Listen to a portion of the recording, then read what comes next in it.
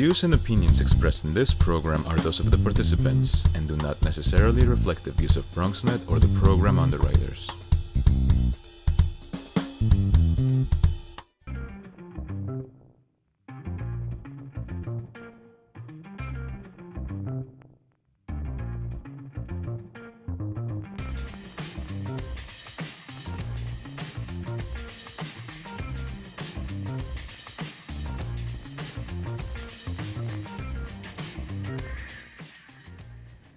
Hey there, how are you? Nice to see you. Happy holidays.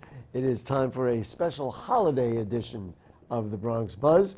As you might or might not know, the program debuted maybe about a year and a half ago.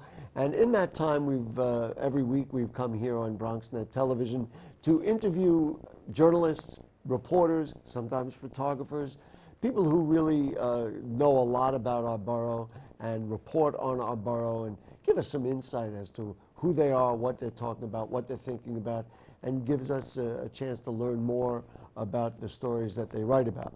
So what we've done for our holiday edition, we have picked out some very special programs, interviews, frankly, that I liked a lot, and I think they tell a really good story.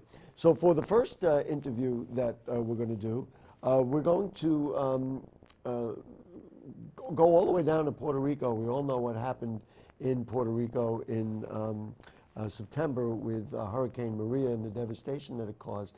Well, right after that, on September 29th, we spoke live to a morning show host from WAPA TV in Puerto Rico. And Sonia Valentine told us exactly what it was like down there in Puerto Rico in the aftermath of the hurricane. And as you'll see by the end of the interview, it got a little bit emotional. So let's take a look. This is from September 29th on the Bronx Buzz. And we are thrilled that at this very moment on the telephone with us is the great Sonia Valentine from WAPA TV, WAPA America, and she also hosts Juntos en la Mañana in Puerto Rico. Sonia, thank you for taking a few moments to be with us. We really appreciate your time. Well, it's my pleasure to be with you, and actually, you said right the name of the show. That was good. All right. Well, you know, I'm a Bronx guy, and so there's a little Spanish in me, one way or the other. That's great. That's great. Nonetheless, why don't we just find out, like, what's outside your window now? What do you see every day? Give us just a picture of what's going on. All right. Right now, I'm at the station.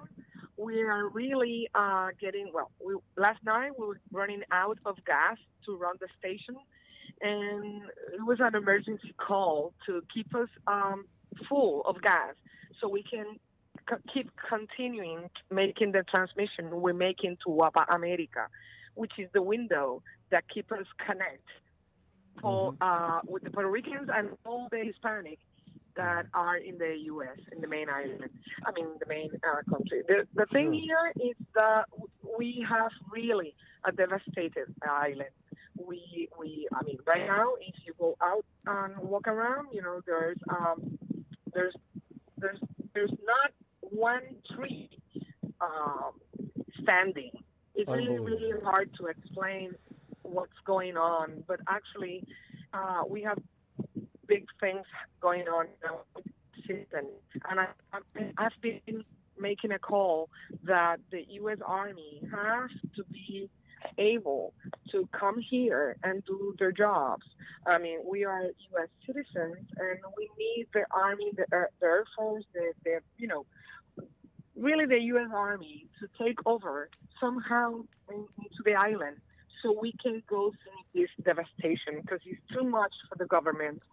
I mean, it's too many planification and things that have to be done in a period of time that is too short to the government to be able to do it on their own. So we need that assistance. How are people surviving? I mean, I'm just telling you what we see here in the Bronx, New York. We see and hear that there's no food, there's no water. You've already described the importance of, you know, having fuel so that you can run a vital operation at a TV station. And if I try and visualize myself in that circumstance, I can't even imagine what I might do. Well, we are really in a crisis, but I want families of the Puerto Ricans that are there in the U.S. to take it easy and to breathe. We are really struggling, but there's food. I mean, maybe not the food we used to, or maybe, but I don't think people are dying because they're not getting the food. I think in that case, we are on a extreme situation, but people are taking their food, and that's taken care. Water, we need water, of course, but we're getting some water. The gas is the worst. Because if we don't have, imagine we don't have electricity. The whole island is a blackout. Wow. So we're running and depending on the diesel and the gas and the fuel to keep running somehow. So that's the main thing to resolve and to take care of. It's the fuel. And, well, then the food is okay. And water, we need more water. We're surviving. I mean, we are on survivor's mode. And Puerto Ricans, we're very strong.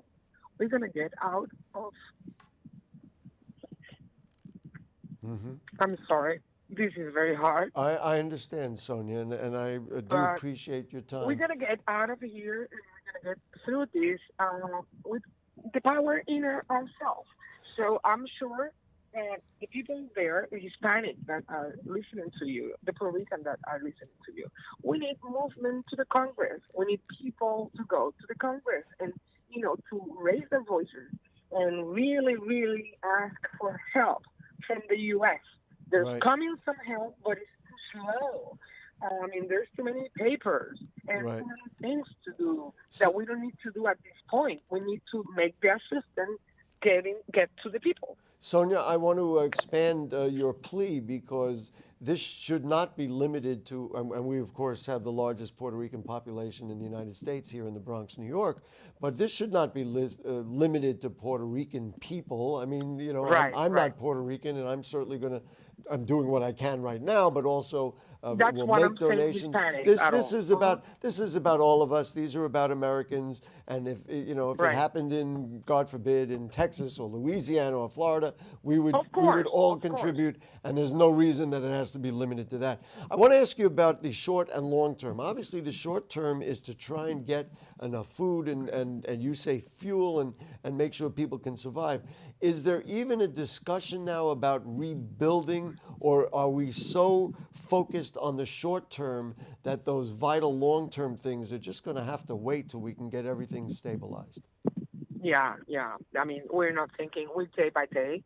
When you get up in the morning, all of us, we're doing things one thing at a day. It's today. What's my major point? What do I have to do to survive? Okay, today it's gas, and tomorrow I need more food, and tomorrow and the next day I need water, and we're focusing all of us in one thing at a time, and I don't think the government or the people are thinking right now about long-term situations. Right now, we're trying to survive the crisis. Day to day. And we're doing it, and we're getting some help, and we're thankful for that. But the help is really slow, and it's the papers and the bureaucracy and all that stuff that they have to fill to come into the island. Right. And that's what I'm asking. I'm asking to the government, the U.S. government, to really help us. Support. With support and faster. Sonia, I have I've been in media for a very long time, and I have great understanding of the responsibility that you and I have as media professionals. So you do your job every day, but I know that you have a life and you have a family and you have a home. Has it been difficult for you personally to do, because this job is important, but I'm sure you have other needs, personal needs that you've had to address as well? Of course. That's why I was broken a minute ago. Yes, I mean, it's really hard. It's going back like 1940s. Wow. You know, I was not born there, and it's really really hard to deal with it. And you know, I have a family. My family is all across the island. I can talk to them.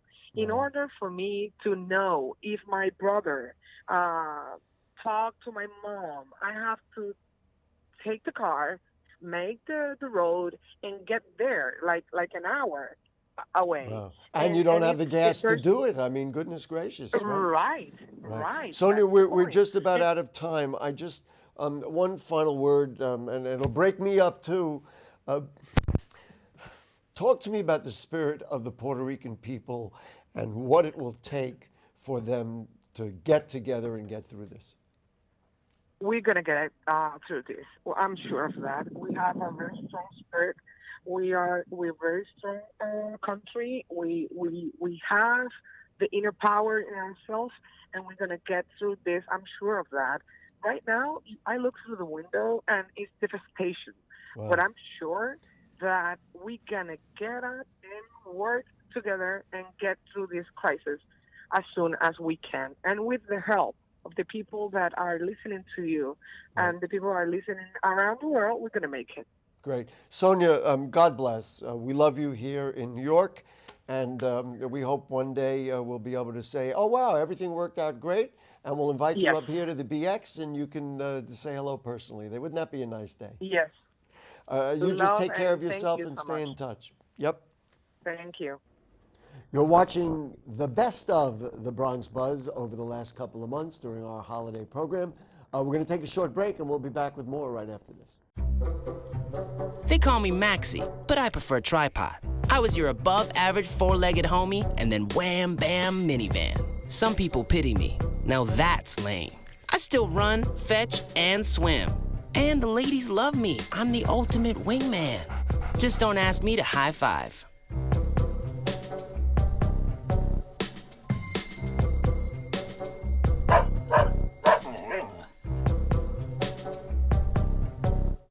We are there, day one, with baby names and a gift that lasts a lifetime. We are there as you grow, protecting you and those you love. And we are there as you start your next chapter. We are with you through life's journey. We are Social Security, securing today and tomorrow. Get to know us at socialsecurity.gov. This video produced at U.S. taxpayer expense. 150 over 90. 180 over 111. 160 over 110. I had a stroke. This is what high blood pressure looks like. You might not feel its symptoms, but the results from a stroke are far from invisible or silent. If you've come off your treatment plan, get back on it, or talk with your doctor to create an exercise, diet, and medication plan that works for you. Go to loweryourhbp.org. If I would have followed a treatment plan, I would not be in this situation. Leaving hot coals improperly extinguished can cause a wildfire. Hey guys, it's Smokey! It looks as if Smokey is going to use the drown, stir, drown, and feel technique. After the first drown, a good start. Next, another drink. And finally, a close feel. Is it cool? Okay. Yeah. Hey, Smokey, catch! Oh, my bad, Smokey. Only you can prevent wildfires. One of the most interesting things that had happened in Bronx media was that the Bronx reporter for New York One, she had been at New York One for 5 years, Erin Clarke, left New York One and went to pursue her career elsewhere. Very popular personality and figure in the Bronx, and reported on New York One about the Bronx for a number of years. Well, we were fortunate enough to get Erin on the phone just before she left, in really what was her final day in New York before she left. She went to Pittsburgh, and got an exclusive interview about her time as a reporter for New York One, and we talked to her exclusively on the Bronx Buzz. Tonight, we have a really interesting show for kind of a good and bad news reason. The good news is that a good friend of mine and a colleague has gotten a really good job. The bad news is that Erin Clarke of New York One is going to be leaving New York One, literally beginning Friday. And so she is going to join us right now on the telephone. And actually, we're going to spend a moment or two with Erin Clarke, and she will get a chance to say goodbye to the Bronx. Erin, nice to have you with us. Oh, Gary, thanks so much for having me. I am so sad. This is really a bittersweet moment because I've come to love everyone and everything about the Bronx. And so I leave for a great opportunity. I don't want to leave you guys behind. We all appreciate that. Let's start with the good news. So you got a job and you're going to be going to Pittsburgh? That's right. I went to undergrad in Pittsburgh, University of. My mom grew up in the city, so I visited several times throughout my childhood. And so it's kind of a return to a second home. I'll be working at the NBC affiliate, which is called WPXI in Pittsburgh. Well, now I have new respect for WPXI in Pittsburgh. They are so smart. So for you, this is a really good thing. You'll be working at a network, kind of moving up in your career. We talked about that you got a little bit of a contract, and that's nice. Do you know what you're going to be covering? Is there going to be a beat? Or there's no Bronx there, but are they going to give you an area or just general assignment?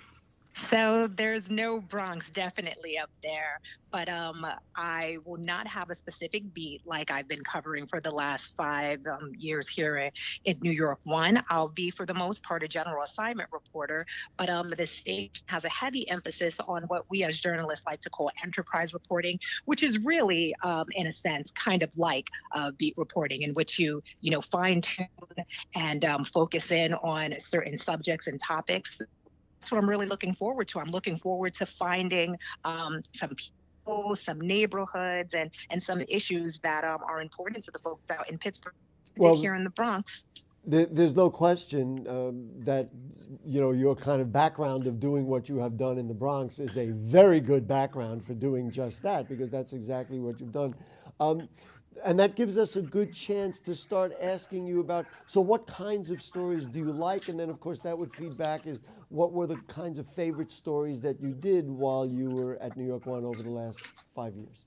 So I stories, and one might say, well, every story has people in it, but I like a story to be able to be told from the perspective of the residents of the Bronx. I'm not necessarily hearing from the officials or the politicians, but the people who are really affected by whether it's a problem, an issue, or who are happy about something. One of the last stories that I did that a lot of people were happy about was Zorro's reopening in Parkchester. And while it was great to have the borough president and Senator Diaz there as well, it was great to hear from people who live in the neighborhood and were starving for Zorro's to come back to the neighborhood. And so when I say people stories, I like people to be the focus of the stories. So some of my Go on. Yeah, let's rewind a little bit. So that was a recent favorite. Do you go back when somebody says to you, hey, you worked at New York One, what did you cover or what did you like? What were the 1 or 2 stories that really were memorable, or things that you learned from and things you really enjoyed?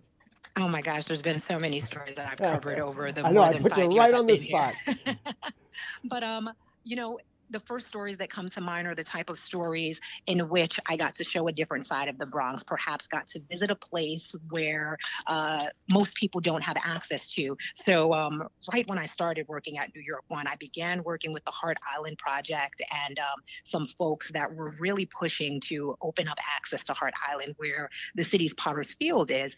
And about a year ago, I got an opportunity to actually board the ferry and visit Hart Island with a camera. And it's such a magical place. It's such a beautiful place that so few people get an opportunity to see. And that would have been one of my favorite stories. Another favorite was visiting another island, North Brother Island, which is completely off access to the public. But there's a push by the city council to try to open up access, at least for young people, for children to come on school trips. And that's a hauntingly beautiful island. There's still some very old buildings there that look kind of spooky. And it was just fun to spend a day there and tell the history of this place. And it was real reporting, because you were literally discovering places that nobody else had discovered before. And I mean, I know what that feels like, that you really feel like you're responsible to tell people a story about something they would never have known or had any other way of seeing. That's exciting. Absolutely. You know, let's just talk a little bit about the job of being a reporter. Now, had you worked on the air anywhere prior to New York One? I don't even know if I ever asked you that question. I did.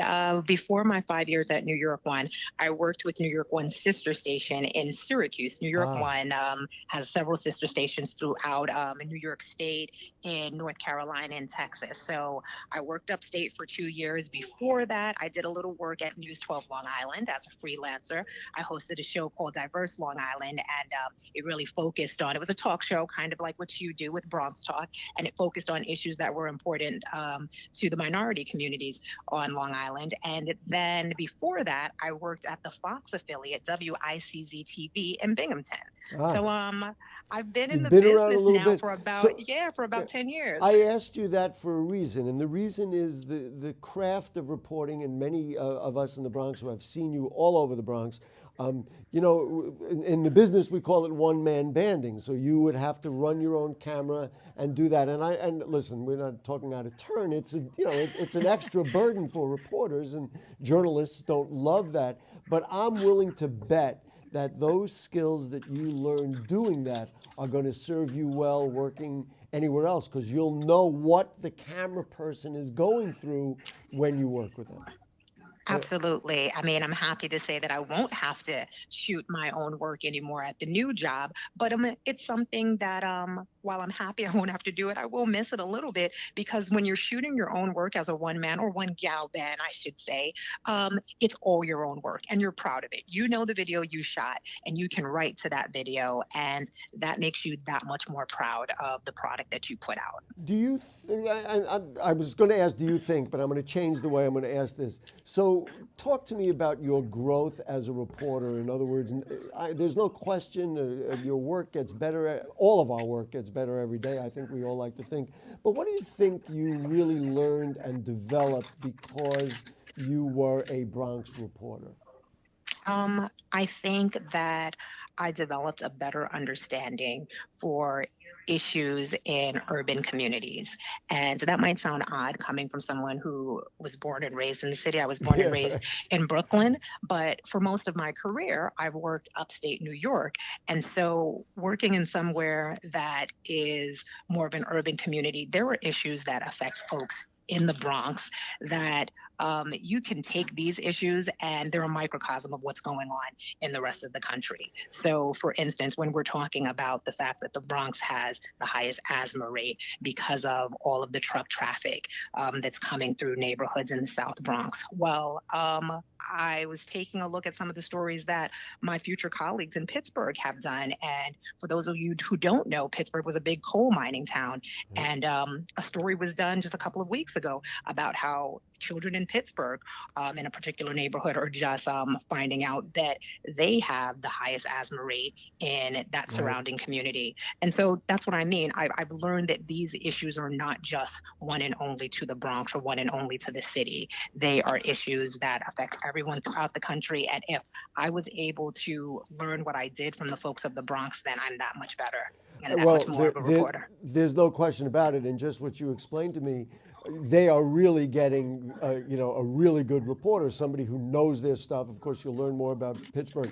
Now, can I reveal the personal thing that we have between us that I think you discovered? It's just the craziest. It just shows. Oh my gosh! It's such a small world. Of course you can. Okay, so I'll tell it, even though you're the one who discovered. So Erin looked at Facebook one day, and I had posted something about a summer camp I had gone to when I was a child, and I don't even want to tell you how many years ago it was.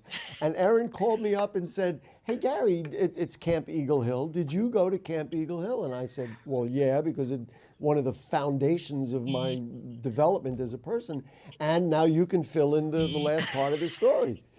Well, Gary, you don't have it 100% correct. No? What happened is I was driving to Vermont, or I was riding to Vermont. So I wasn't looking at my phone while I was driving, but I was in a car riding to Vermont, and we passed the exit that I would get off to go to Camp Eagle Hill. And I said to my boyfriend, "Oh, this is near where the summer camp I used to go to. Let me look it up and see what's going on with Camp Eagle Hill." And as most people know on Facebook, when you look up a friend or a site, it usually shows you the people that you have in common. it. And your name was the first that popped up. And you were like, oh, And my so goodness. And so right after that, I called you or texted you and said, hey, did you go to Camp Eagle Hill? So and that's where we discovered we both had gone to the camp, and it was very formative for both of us. Well, no question about it. Let's just review because I was there from, goodness gracious, it's embarrassing, 68 to 75 maybe, and you were there many years later. I would say probably no, I mean, I can't remember the years off the top of my head, but I went from first grade to seventh grade. So probably in the early to mid 90s. Yeah. So we were brought up in the same place, twin sons or daughters of different mothers or whatever it was. Listen, Erin, 6 degrees of separation.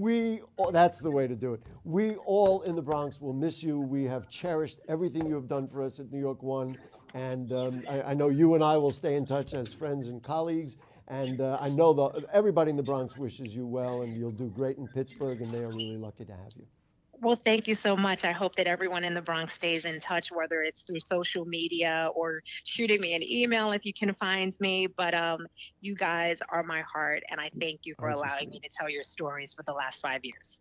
Erin, you're the best. Have a great time. And maybe I'll even see you tomorrow night. Good night. See you.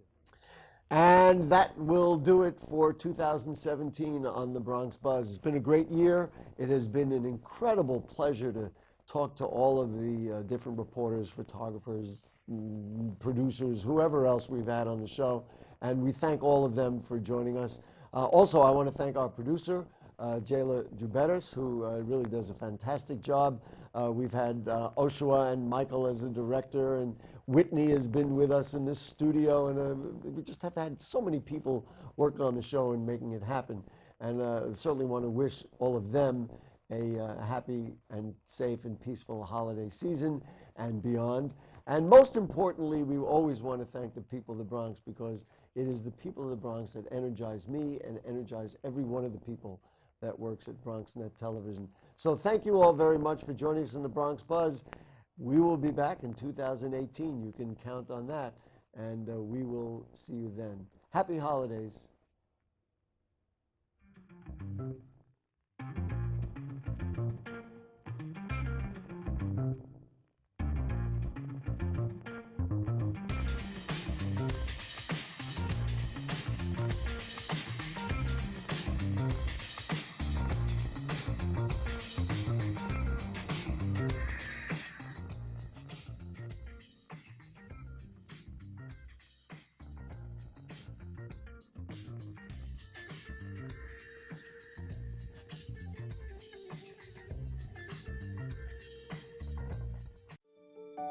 We are there, day one, with baby names and a gift that lasts a lifetime.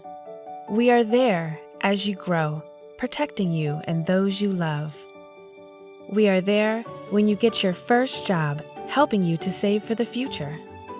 We are there when you marry your sweetheart to help secure your new life together. We are there if the unexpected happens, to help you see life from a new perspective. We are there when you start your next chapter to make sure you get off to a great start. And we are there when you lose your soulmate to help make sure you will be all right. We are with you through life's journey. Social Security, securing today and tomorrow. Get to know us and see what you can do online at socialsecurity.gov.